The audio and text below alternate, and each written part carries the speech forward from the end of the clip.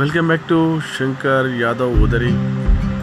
అయితే ఇది మన ఒడ్లు గురించి ఇది చేసామండి. ఒడ్లు కొంచెం లాగడానికి ఇది పార లెక్క ఉంటుంది, పార అంటారు దీన్ని. అయితే దీన్ని కేషింగ్ కట్ చేసి 2 ముక్కలుగా చేసి నిలువు కట్ చేసి ఆ విధంగా గ్యాస్ పైన వెయిట్ చేసి దాన్ని స్లోగా దాంతో కట్ చేశానండి. ఆ వేడి హీట్ తోటి కట్ చేశాను.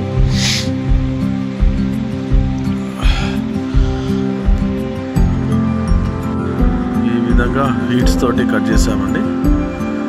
స్లోగా కటింగ్ కూడా అయిపోతుంది.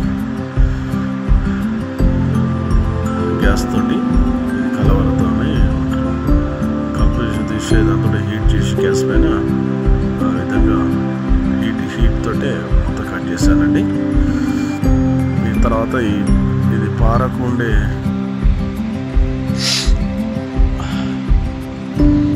ఇసుక పారకు ఉండే మట్టు అంటారు. మట్టు దానికి ఈ కేషింగ్ పైప్ బోల్ట్ ఫిట్టింగ్ చేసి ఈ విధంగా కర్ర పెట్టి తయారు చేశానండి. రేపు ఒడ్లు గుంజడానికి ఈజీగా లాగడానికి బెటర్గా ఉంటుంది. ఎందుకంటే ఇంకా కొనుక్కొస్తే ఈ విధంగా సైడ్ ఇట్లా ఫోల్డింగ్ చేసి మంచిగా కాల్చి సెట్ చేశానండి.